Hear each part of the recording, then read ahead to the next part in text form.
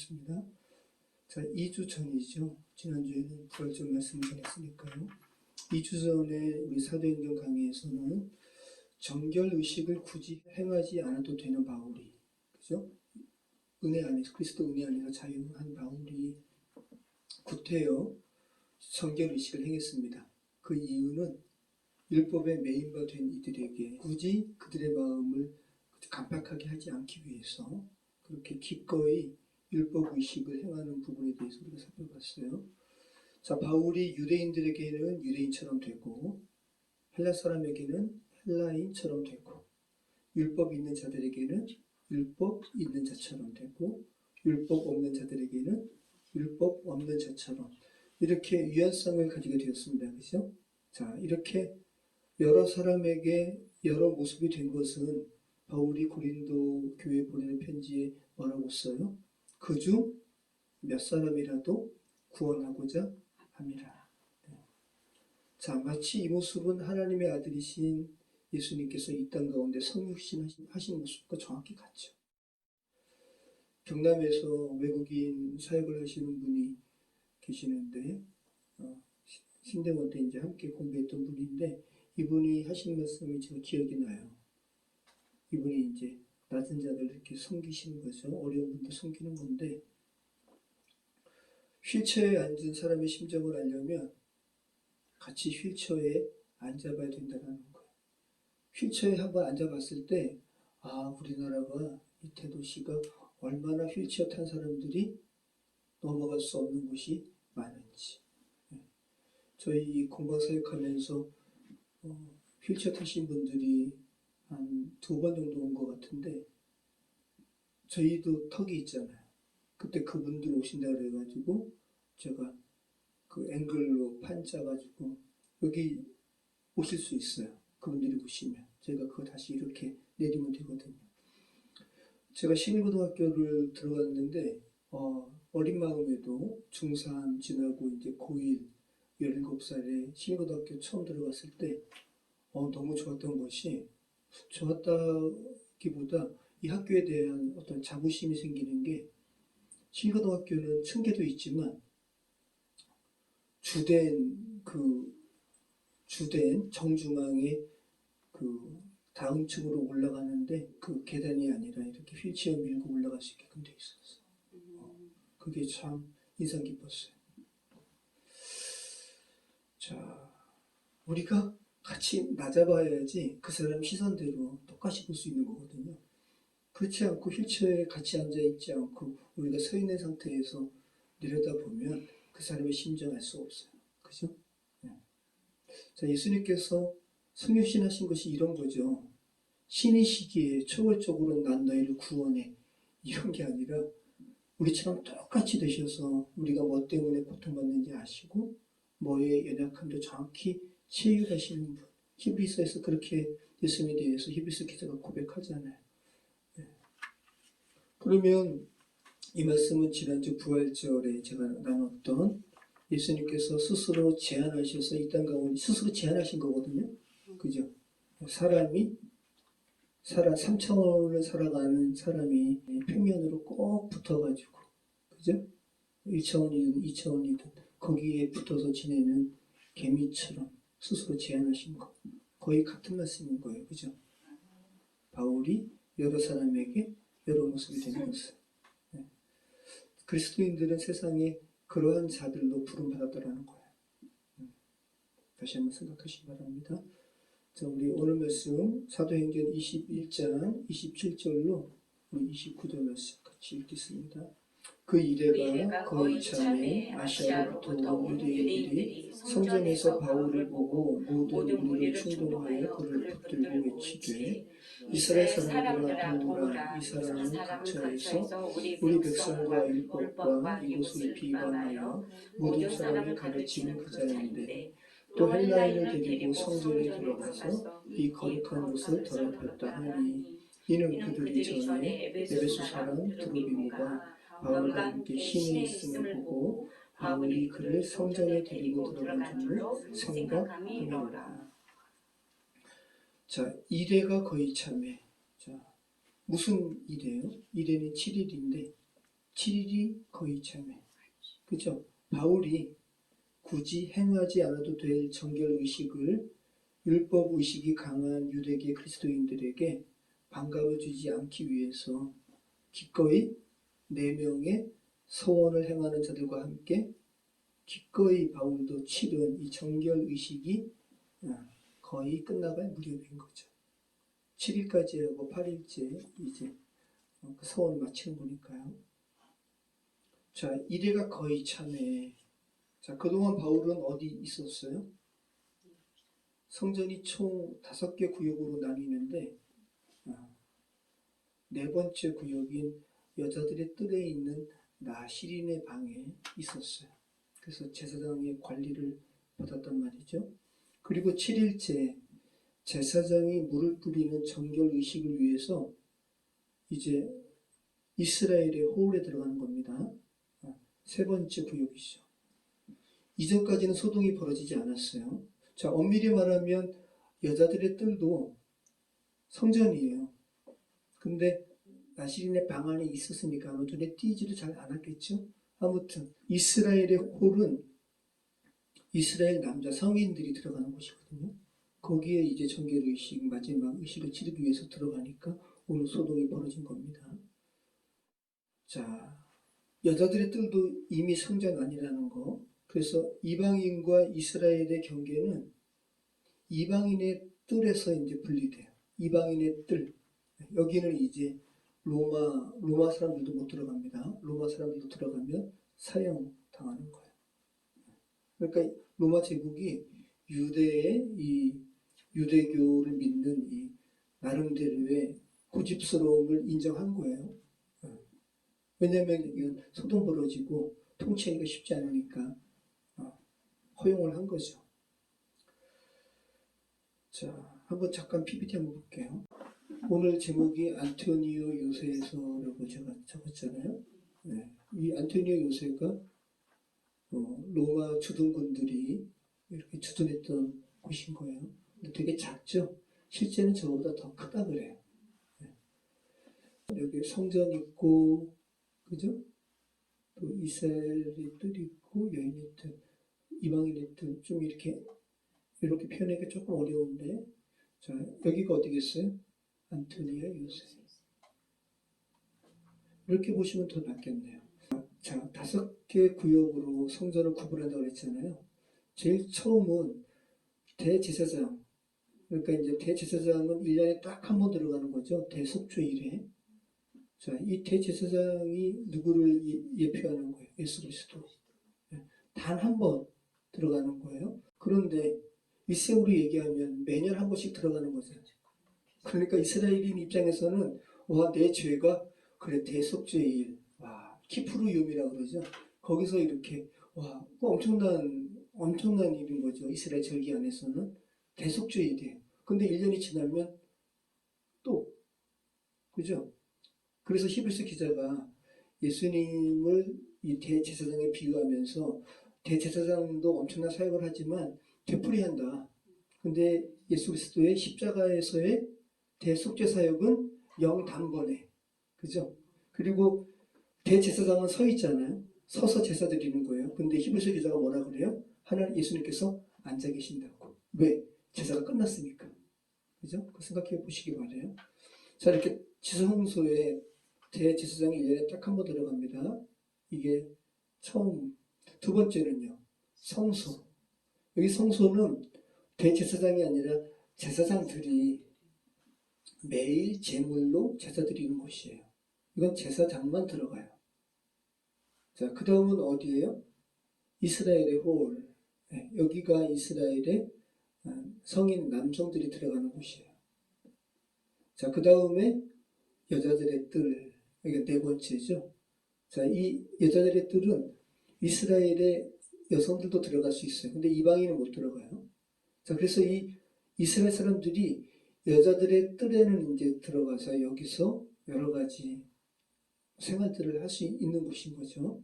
자, 그럼 여기에 이제 나시린의 방은 따로 없다고 이야기하는 이들도 있는데, 학자도 있는데, 또 어떤 학자는 나시린의 방이 있다고 이렇게 표현을 했잖아요. 그러면 서원을 하기 위해서 서문을 행하기 위해서 바울과 함께 네 사람들이 7일 동안 머물렀던 곳은 어디예요?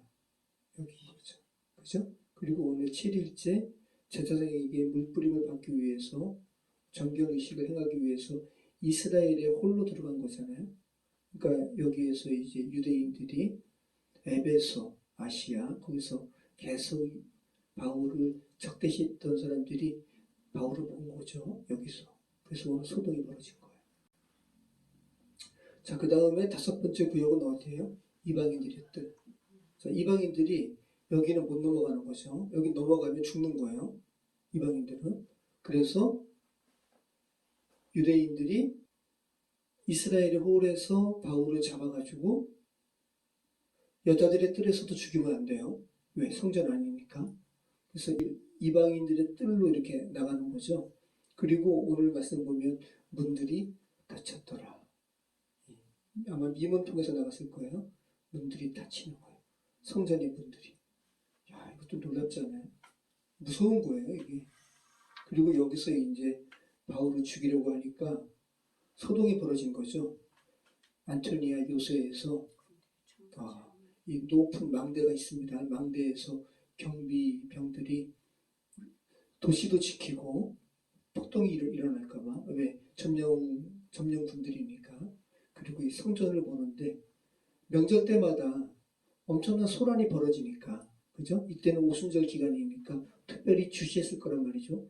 근데 여기서 막 소동이 일어나더니 여기에서 사람들 끌고 나와가지고 여기서 막 사람을 죽이려고 하는 이런 일들이 벌어지니까 출동한 거예요. 천부장이. 백부장이 출동한 게 아니라 이 천부장이 백부장들을 끌고 출동한 거예요. 그럼 백부장이면 군인 100명을 통솔을 하는 우리 현대 군대로 얘기하면 한 중대장 같은 그런 정도인데 한 백부장도 아니고 백부장들이니까 복수잖아요. 그럼 최소한 백부장 2명 이상이잖아요. 그러면 최소한 200명 이상을 끌고 천부장이 여기까지 온 겁니다. 네, 그럼 생각해 보시기 바래요. 그림을 잘 보시기 바래요.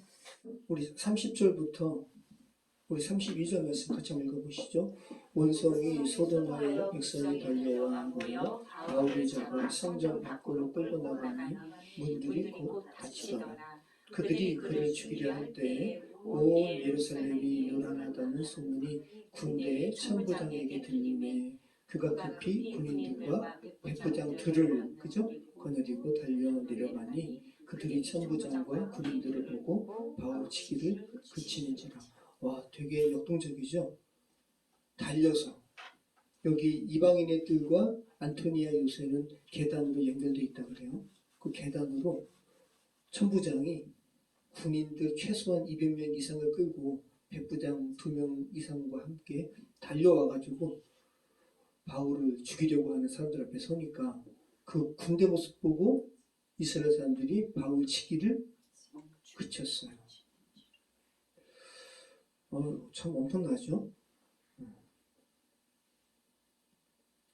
아까 드린 말씀처럼 원성이 소동하여 백성이 달려와 모여 바울을 잡아 성전 밖으로 끌고 나가니 이건 여자들의 뜰에서 이제 이방인의 뜰로 이제 나간 거죠. 그때 문들이 닫혔더라. 이거 만약에 영어로 찍는다면 아주 드라마틱하게, 그죠?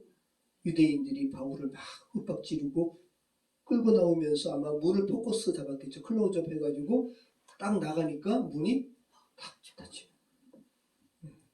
아주 드라마틱한 그런 장면이죠. 여러분, 오히려 문이 더 열려야 되는 거 아니에요? 그죠? 바울은 표면적인 성전이 아니지 우리가 성전이야. 이 예수님의 그 진리의 말씀을 지금 증거하는 건데 이것으로 인해서 오히려 참 유대인들이 이 바울을 해하려고 잡아서 이렇게 나가는데 성전도 똑같이 역할하는 거죠. 문을 닫는 거예요.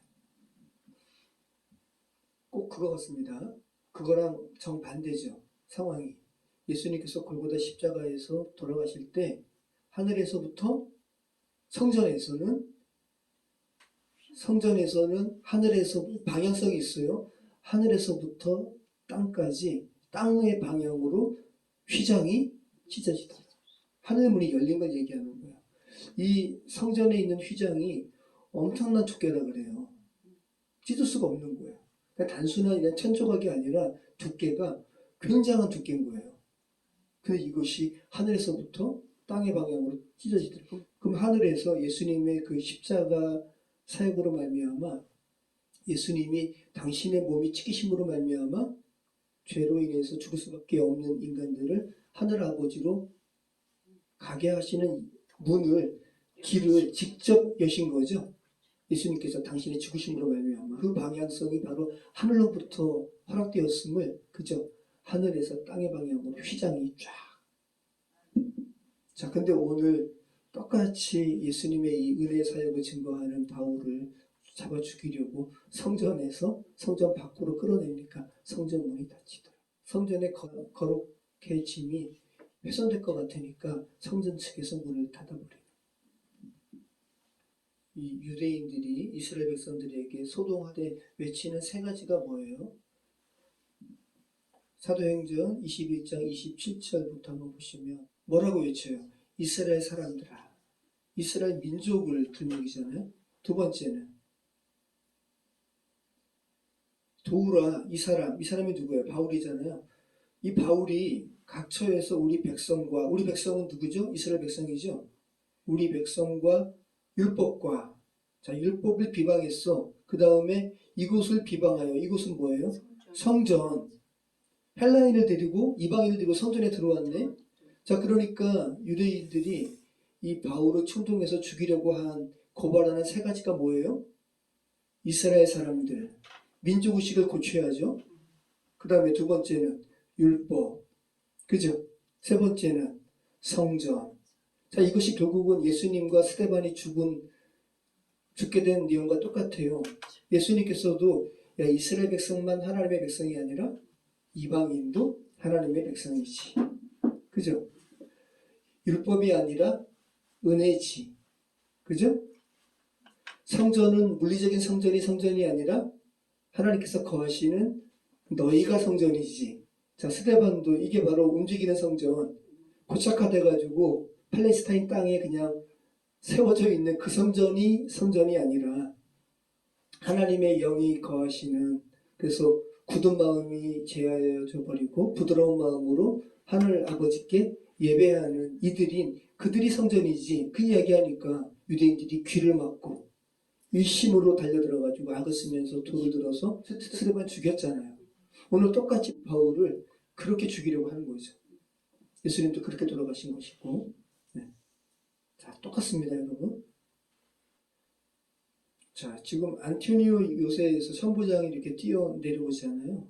안토니오 요새는 예루살렘 성전의 서북 쪽에 세워졌어요. 그래서 남쪽으로는 성전을 이렇게 지켜보는 거예요. 서북 쪽으로는 도시를 보면서 경계했던 장소가 안토니오 요새예요. 자, 이 안토니오 요새에서 로마 군들이 주둔하고 있는 거죠. 그래서 오늘 천부장의 이름도 나옵니다. 사도행전에. 이 천부장의 이름이 뭐냐면 글라우디오 루시아예요. 네. 어디 나오냐면 누가가 기록합니다. 사도행전 23장 26절. 한번 보시죠. 글라우디오 루시아는 청독 벨리스 각하께 문안하나이다. 이 사람이 유대인들에게 잡혀 죽게 된 것을 내가 로마 사람인 줄 알고 군대를 거느리고 가서 구원하여다가 유대인들이 무슨 일로 그를 고발하는지 알고자 하여 그들의 공회로 데리고 내려갔더니 고발하는 것이 그들의 율법 문제에 관한 것뿐이요 한 가지도 죽이거나 결박할 사유가 없음을 발견하였나이다. 그러나 이 사람을 해하려는 관계가 있다고 누가 내게 알려주기로 곧 당신께로 보내며 또 고발하는 사람들도 당신 앞에서 그에게 하여 말하라 하였더라. 네. 자, 이름이 뭐라고요? 글라우디오 루시아. 그리고 계속해서 우리가 사도행전 살펴보면 알지만 이 글라우디오 루시아는 로마 시민이 아니었는데 돈을 주고 로마 시민권을 산 사람이에요. 이 이야기를 바울이 나는 남에서부터 로마 시민이다 라고 이야기하니까 그 자기 이야기를 하거든요. 자, 이 천부장이 지난주 우리 부활절에 우리가 부활이라는 영화 단축해서 봤잖아요. 거기에 호민관 클라비우스, 그죠? 군사적 호민관이라고 표현했잖아요. 이 군사적 호민관이 천부장이에요. 어쩌면 이 클라비우스를 가상의 어떠한 인물을 상정해가지고 부활 영화를 만들었는데, 어쩌면 이 글라우디오 루시아를 모델했을 수도 있겠어요. 글라우디오 루시아는 여러분 공정한 사람이에요. 하나님을 모르는 이방인이지만 유대인보다 더 공정함으로 이 바울을 결과론적으로는 보호했던 사람인 거예요. 참 신기하죠? 하나님께서 율법에 매여가지고 정작 은혜를 증거하는 바울을 헤아려는 이들은 유대인인데, 그 유대인의 그런 살해 의도에서 그 바울을 보호하는 사람들이 정작 이방인들이에요. 유대인들이 그렇게 혐오하는 이방인들이 보호해요. 예전에 고린도의 청동 누구? 갈리오 청동. 그죠? 그거 생각해 보시기 바라요. 자, 그래서 참 안티오니아 요새에서라고 제가 이렇게 오늘 말씀을 이렇게 정했는데, 안티오니아 요새는 오늘 우리가 살아가는 거짓된 이런 스스로 가득한 곳을 우리가 살아가잖아요. 여기에서 하나님의 사람을 억압하는 사람들도 있고, 그죠? 비록 세상 사람이지만 죄된 세상 사람 복음을 모르지만 그래도 기본적인 양심은 있어서 공정함과 정직함으로 살아가는 이들이 있단 말이죠. 그런데 복음을 들었다 하면서 오히려 그런 사람보다 더 악하고, 어떻게 보면 엄밀히 얘기하면 복음을 모르는 사람과 똑같은 일들을 하는 그리스도인들도 있죠. 오늘 우리가 살아가는 그런 걸 한번 생각해 보시기 바라요. 여러분, 천부장은 말 그대로 1000명을 휘하에 둔 군대 대장이죠. 로마 군대에서 보통 천부장은 760명의 보병과 240명의 기병을 거느렸대요. 그러면 몇 명이에요? 1000명이죠. 760명, 240명. 그러다가 점점 그 수가 줄어들었다 그러긴 하는데, 자, 아무튼 오늘 이 안토니아 요새에서 이 글라우디오 루시아, 이 호민관이 죽음의 위협 가운데 있는 바울을 결과론적으로 보호하는 그런 상황 가운데 지금 있는 겁니다. 자, 우리 한번 33절부터 36절 말씀 우리 같이 읽겠습니다. 이에 천부장이 가까이 가서 바울을 잡아 두 쇠사슬로 결박하라 명하고, 그가 누구이며 그가 무슨 일을 하였느냐 물으니, 무리 가운데서 어떤 이는 이런 말로 어떤 이는 저런 말로 소리치거늘 천부장이 소돔으로 말미암아 진상을 알 수 없어 그를 영내로 데려가라 명하니라. 바울이 충대에 이를 때에 무리의 폭행으로 말미암아 군사들에게 들려가니, 이는 백성의 무리가 그를 없이 하자고 외치며 따라가니라. 천부장이 가까이 가서 봅니다. 글라우디오 루시아가 막 뛰어 내려왔잖아요. 그리고 바울을 잡아 우선 보니까 일련의 무리가 한 사람을 거의 죽이려고 하는 거죠. 그러니까 우선은 이 글라우디오 루시아도 이 바울을 악당으로 봤어요. 근데 우선은 소동을 멈추기 위해서 군인들한테 명령하는 거죠. 저 사람을 결박하라고 쇠사슬로 묶어버렸습니다. 자, 아가보 선지자의 예언이 성취됐죠. 물론 다리까지 결박하진 않았지만 의미적으로 지금 그 예언이 성취가 된 거잖아요. 자, 그리고 결국은 근데 이것이 본의 아니게 바울을 구원한 거예요. 바울이 결국은 로마까지 가게 됐죠. 아니었으면 이 순간 유대인들의 손에서 죽을 수도 있었는데, 자, 글라우디오 루시아가 우선 가서 보니까 한 사람을 죽이려고 막 난리를 치는데, 뭐 영문을 물어봐도 이 사람은 이 소리하고 저 사람은 저 소리하니까 여기에서는 진상을 파악할 수가 없어요. 그러니까 부하들에게 쇠사슬로 묶어서 영내로 데려가라. 이 영내가 어디예요? 안토니아 요새예요. 이 안토니아 요새가 단순히 군인들이 이렇게 묶는 자그마한 곳이 아니라 요세푸스라는 유대 역사가가 있습니다. 유대 전쟁사에 기록을 했는데 헤더 성전과 같았다고. 어떤 점령군이잖아요. 굉장히 잘 지어놓은 거예요. 좀 이따 잠시 한번 볼게요. 그를 영내로 데려가라 명하니라. 바울이 이 층대가 계단입니다. 이방인의 뜰에서 안토니오 요새까지 계단으로 연결되어 있다고 그랬잖아요. 층계에 이를 때 무리가 막 폭행으로 말미암아 바울이 거의 죽을 지경이 되니까 군사들을 명해서 들쳐 엎은 거예요. 하도 바울을 때리니까 이렇게 들쳐 엎은 거죠. 그렇게 한 이유는 백성의 무리가 그를 없이 하자고 외치며 따라가며라. 그러니까 예수님께서 골고다 십자가 순환 당하실 때 십자가에 못 박으라, 못 박으소서, 그죠? 유대인들이 뒤에서 이렇게 한 것과 똑같죠. 예수님처럼 똑같이 그렇게 곤욕 당하는 거예요. 자, 이 안토니아 요새는 기원전 37년에서 35년에 세워졌어요. 헤롯 대왕이 세웠어요. 기원전. 이 안토니아 요새에서 여러분 이름에서 좀 연상되는 인물이 누구예요? 안토니우스. 클레오파트라의 연인. 네. 그래서 로마의 어떤 정치가였는데 클레오파트라의 연인이고, 그래서 옥타비아누스와 악티움 해전에서 결국은 패전하죠. 그래서 안토니아가 거기서 이제 정치적인 위상이 없어지고, 옥타비아누스가 이제 아우구스투스 황제가 되는 거예요. 아우구스투스가 이제 또 신약 성서에 나오죠. 아우구스투스가 그저 호적을 명하잖아요. 그때 이제 예수님을 임신한 마리아 또 요셉이 태어난 곳에서 호적 신고하러 가잖아요.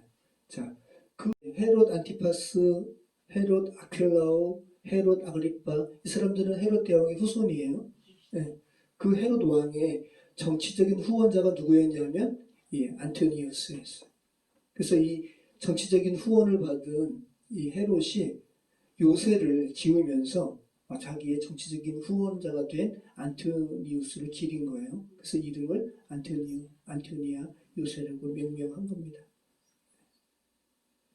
자, 예루살렘에 가면 예루살렘 성전을 50대 1로 그냥 단순한 미니어처가 아니에요. 굉장히 커요. 이렇게 진짜 419 탑 정도에서 우량 떡집 정도의 거리 정도가 될 것 같아요. 그 정도. 그 정도로 크게 이 예루살렘 성전을 예루살렘 그 성벽과 해가지고 이렇게 만들어 놓은 게 있어요. 네. 이것을 고고학자 미카엘 아비 요나라는 사람이 만들었는데, 이 사람이 나름대로 요세푸스의 유대 전쟁사를 보면서 이 안토니아 요새를 만들었는데 너무 작게 만들었어요. 헤롯 성전에 비해서 굉장히 작게 만들었어요. 실제는 더 큰데요. The lens is a miniature rendering of the city of Jerusalem in the first century. The model came from the creative mind of the late Avi Yonah, and in 1973, it was his view of first century Jerusalem and what it looked like then. Today, it remains the world's most authoritative representation of how Jerusalem and the temple looked in those days, at the size, location, and design of the Antonia fortress. Compared to the temple area, the fortress of Antonia is very small. Now as to the fortress Antonia, the inward parts have the largeness and form of a palace, it being parted into all kinds of rooms, and other conveniences such as courts, and places for bathing, and broad spaces for camps. Insomuch that by having all the conveniences that cities wanted, it might seem to be composed of several cities, but by its magnificence it seemed a palace. Flavius Josephus, Wars of the Jews. 왜냐하면 1000명 이상이 사는 곳이기 때문에 하나의 도시예요. 이 안토니아 요새 내부는 왕궁의 시설과 유사했다 그러고요. 이 요세푸스가 기록한 거예요. 그리고 웅장한 모습은 궁전 같았다고 요세푸스가 기록하고 있어요. 근데 아까 그 고고학자 요나가 만든 것은 진짜 무슨 조금만 어떠한 초소 같잖아요. 그게 아니라는 거죠. 자, 우리 37절로 우리 40절 말씀 같이 읽겠습니다. 바울을 데리고 영내로 들어가려 할 그때에 바울이 천부장에게 이르되 내가 당신에게 말할 수 있느냐? 이르되 내가 헬라말을 아느냐? 그러면 내가 이전에 소요를 일으켜 자객 4,000명을 거느리고 광야로 가던 애굽인이 아니냐?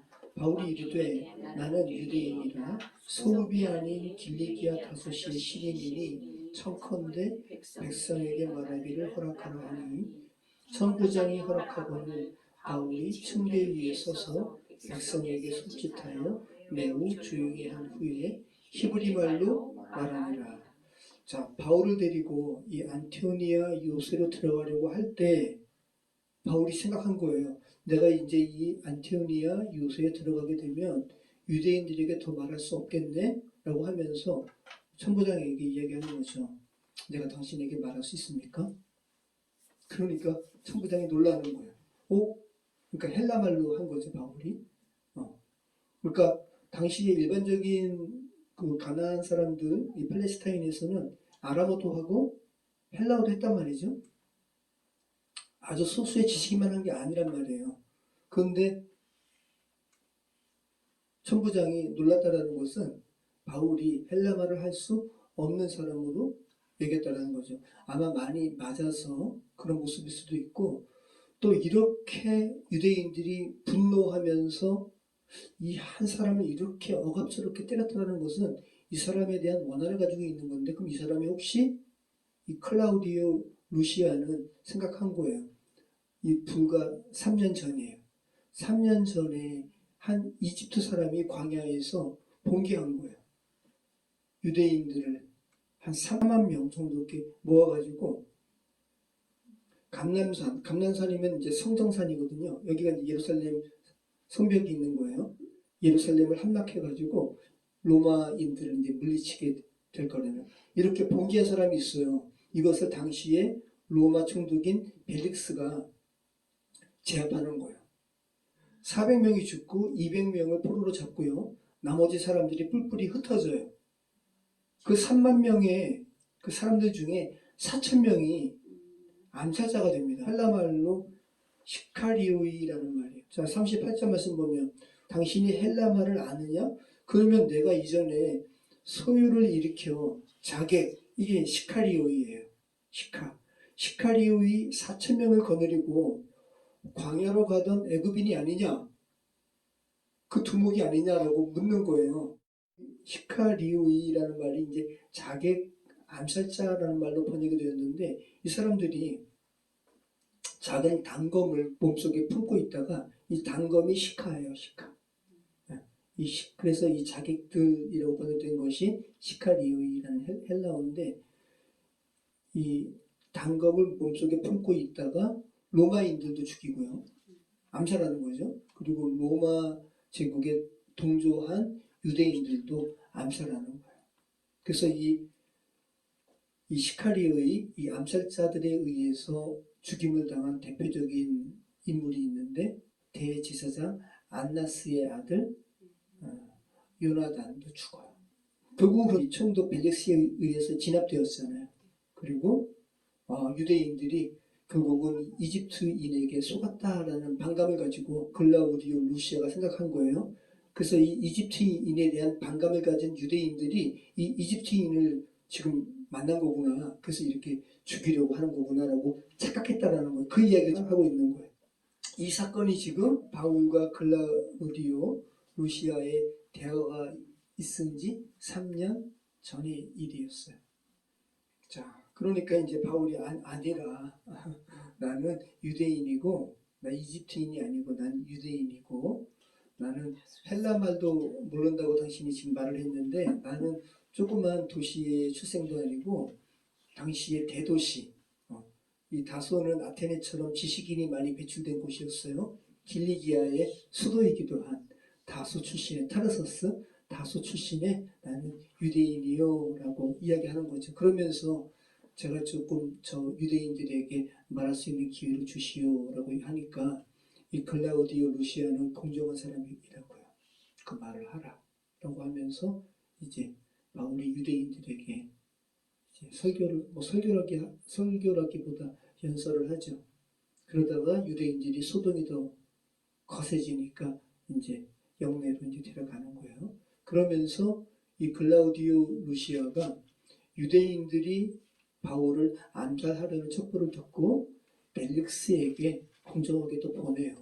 굉장히 글라우디오 루시아는 예수님을 모르는 사람이지만 일반 사람이지만 아주 공정한 사람이었어요.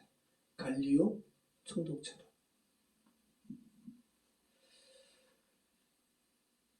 굉장히 편견 없이 바울에 대해서 대한다고요. 만약에 빌라도 같은 사람이라면, 그죠? 바울이 죄가 없다는 거 알아도 유대인들이 저렇게 그거 하면 조금 자기 정치적인, 또 이렇게 자기가 천부장의 그런 입장에서 좀 수월하게 이렇게 통치하려면 오히려, 그죠? 바울을 좀 이렇게 그할 수도 있는데 굉장히 공정하게 대하는 거예요. 자, 당시의 로마 제국을 어떠한 대표하는 두 명의 관리라고 볼 수 있겠어요? 빌라도, 또 오늘 글라우디오 루시아. 자, 두 사람이 참 다르죠. 그런데 진리 앞에 더 가까이 간 사람은 누군 줄 알아요? 본디오 빌라도예요. 본디오 빌라도는 예수님을 대면했어요. 당신이 왕이요? 그죠? 내가 당신이 말한 그대로다. 그러면서 예수님께 어떤 질문을 하냐면 진리가 무엇이요? 와, 그 질문까지 해요. 그러면서 더 이상 성경 기자는 기록하지 않지만 그 다음에 참 더욱 좀 묻지 예수님께. 진리가 무엇이냐라고 하면서 유대인들 앞에 나가죠. 그러면서 내가 보니까 이 사람은 죄가 없다. 죄 없어. 나사렛 예수는 죄가 없어. 그런데 너희의 절기 중에 큰 절기가 명절이 있으면 죄수 중에 한 명을 너희가 원하는 사람을 우리가 방면하잖니. 여기 아주 큰 강도 바라바가 있다. 그리고 예수가 있다. 우리가 누구를 석방해 줄까? 빌라도는 당연히 죄가 없는 예수님 석방해 주시오라는 소리를 듣기를 원했을 거예요. 그죠? 그런데 유대인들이 바라바를 내어주시오. 나사렛 예수를 십자가에 못 박으소서. 만약에 이 빌라도가 고린도 총독의 갈리오라든지 또 만약에 오늘 본문의 글라우디오 루시아 이 천부장이 만약에 천부장 같은 사람이 빌라도의 역할을 했으면 아니다. 그죠? 이 사람은 죄가 없다라고 했을 거예요. 그죠? 본디오 빌라도가 비겁한 거죠. 오늘날 나름대로 정치한다고, 그죠? 정말 하나도 자격이 안 된 사람들이 설치하는 것과 똑같죠. 여러분 지금 제자리를 이제 찾아가는 한국 사회의 모습이지만 정말 불과 얼마 전까지 얼마나 시끄러웠어요. 정말 나라가 어찌됐든 또 기독교의 모습이 죄된 세상 사람에게 어떻게 비치던 간에 자기들의 이익만 추구하는 사람들의 그러한 못된 행실이 가득했어요. 그래서 어떤 사람들은 와, 이 모습 보면서 구한말에 자기 이익을 취하느라고 나라를 일본에 팔아먹는 모습을 우리가 똑같이 보고 있구나. 이런 말을 할 정도로 사람들이. 여러분 그리스도인 이전에 사람은 공정해야 돼요. 하나님의 형상으로 지음받은 사람들은. 이 글라우디오 루시아는 그리스도인이 아니에요. 그런데 갈리오도 그렇고 갈리오의 형 세네카도 그렇고 형제 세네카도 그렇고 그리스도인이 되었다는 기록도 없어요. 근데 그 사람들은 기본적으로 공정했어요. 근데 복음에 잡혔다고 하는 사람들이 공정하지 않은 모습을 보고 오히려 뻔한 거짓인데도 불구하고 그것을 방어하고 이런 모습을 우리가 지금 보고 있는 거예요. 얼마나 부끄럽고 창피해요. 지금 결국은 탄핵된 이 윤 아무개의 그 무리에 뭐 신천지가 개입됐다라는 말 예전부터도 들었는데, 그죠? 근데 이제 또 뭐까지 나와요? 통일교. 그런데 보세요, 여러분.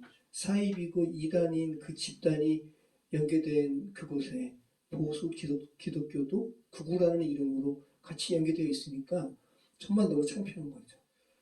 복음을 말하기 전에 최소한의 정직함과 공정함이 있어야 돼요. 여러분, 한 변호사가 그런 이야기 하더라고요. 그 정의의 신이 있어요. 정의의 신이 디케라고 하는 신인데, 예전에 안식년 때 이제 세문학교에 제가 이렇게 예배 드리러 가면 역전에서 올라와서 세문학교로 가려고 하면 거기에 뭐가 있더라고요. 근데 지금 생각해 보니까 그게 디케 신인 것 같아요. 저울 들고 법전 피고. 그런데 여러분, 이 디케 신의 형상이 하나가 아니에요.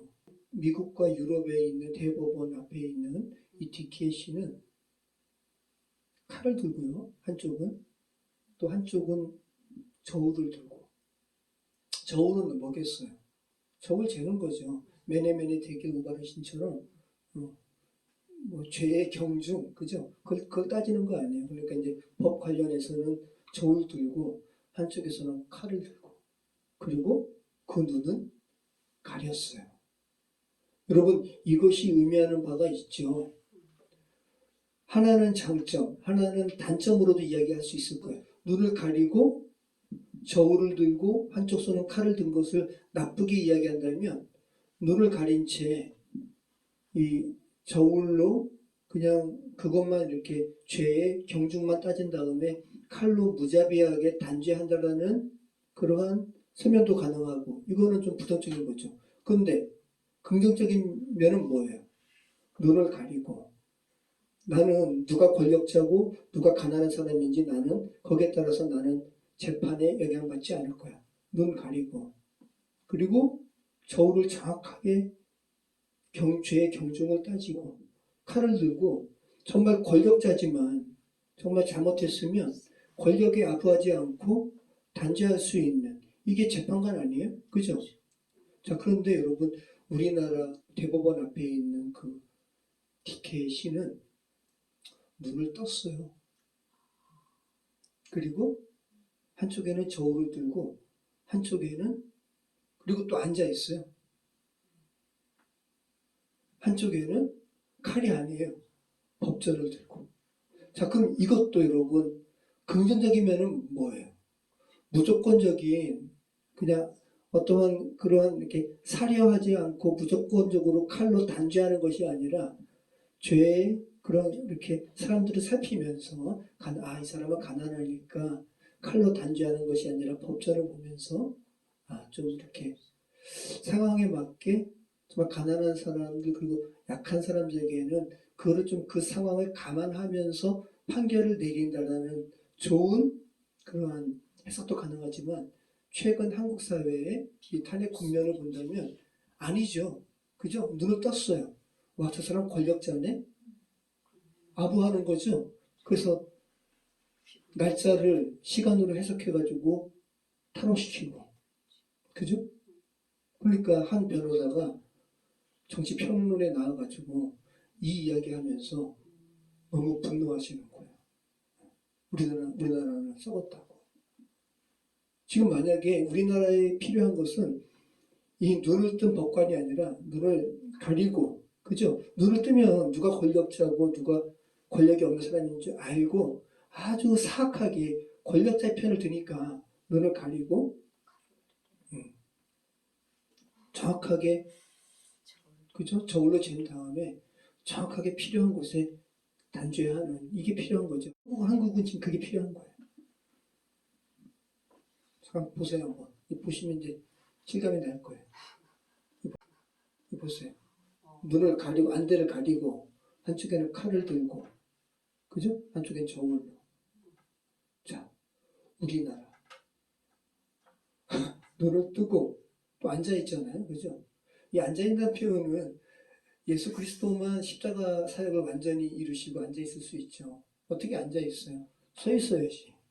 이래야죠, 법관이. 자, 저 사람은 권력자야? 날이 아니라 시간으로 해서 탈옥시켜야 돼. 그리고 또 다른 사람이 똑같이 나도 그렇게 해주세요 라고 하니까 이제 말이 안 되는 거, 말이.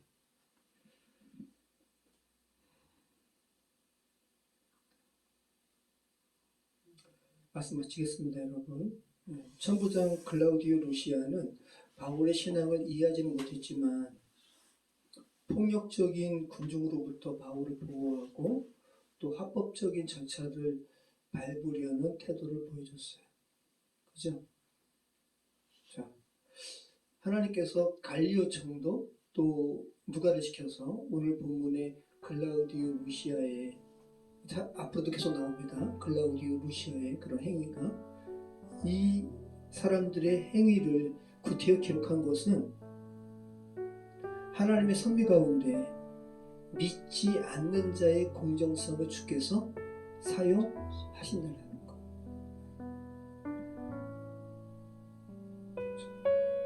세상 사람, 일반적인 세상 사람의 공정도 하나님 이렇게 사용하세요. 그런데 기독교인이라고 하면서 너무 부끄러운 것 같아요. 특별히 한국교회가 이렇게 대형교회가 이렇게 된 것은 너무 부끄러운 거죠. 제가 청년 때 일본에 단기 선교 갈 때 그 이야기를 많이 들었어요. 일본은 여러분 막부 시대 때 너무 기독교 신자들을 박해를 너무 극심하게 해가지고 후미에라고 하는 대표적인 거죠. 예수님의 초상화를 밟고 지나가요. 그 기독교인이 그거 어떻게 밟겠어요? 그래서 이제 밟지 못하면 그리스도인으로 여기고 처형하는. 그래서 이제 엔도 슈샤쿠의 침묵이라는 글의 마지막에 보면 예수님 그 엔도 슈샤쿠가 참 좋은 글을 썼죠. 그 침묵 가운데 예수님께서 말씀하시죠. 밟으라고. 난 너에게 발 필요가 왔다고. 밟으라고. 근데 아무튼 일본이 그렇게 그 막부가 그리스도인들을 탄압했다고. 그래서 일본에서 기독교를 믿는 게 그들의 입장에서는 막 너무 그냥 온몸에 그냥 그게 다 유전된 거죠 완전히. 그래서 믿기가 쉽지가 않아요. 일본의 그리스도인들이 적다고요. 그런데 일본의 소수 그리스도인들의 수준은 굉장히 높다는 거. 굉장히 일본 소수 그리스도인들의 그 발언은 사회적으로도 사람들이 인정하는. 자, 우리나라는 오늘날의 기독교인들의 모습은 세상에 지탄을 받죠.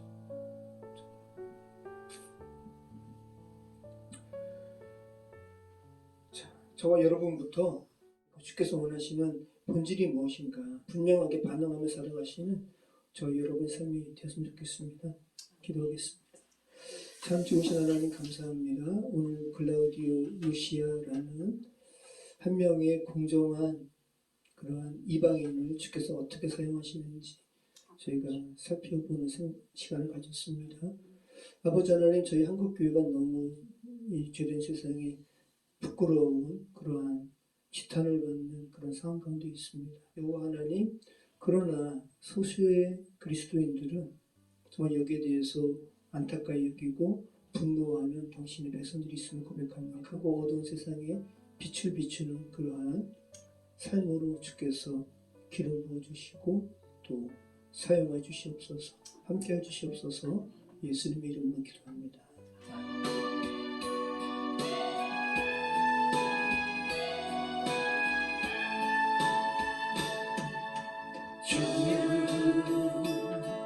여호와는 왕대하시도다. 그 거룩한 하나님 손에서 찬양할지어다.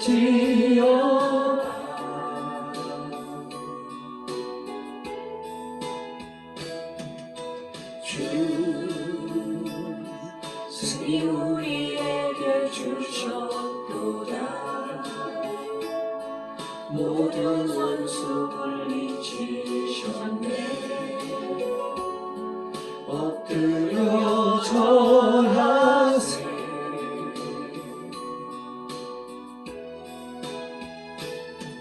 다 주의 크신 이름 높이며 우리에게 행하신 위대한 일 감사하세. 오 주의 신실하신 그 사랑 온 땅과 하늘 위에 계셔 홀로 영원하신 이름 다 주의 그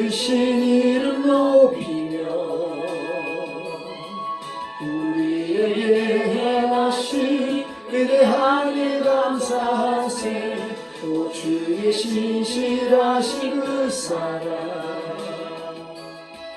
온 땅과 하늘 위에 계셔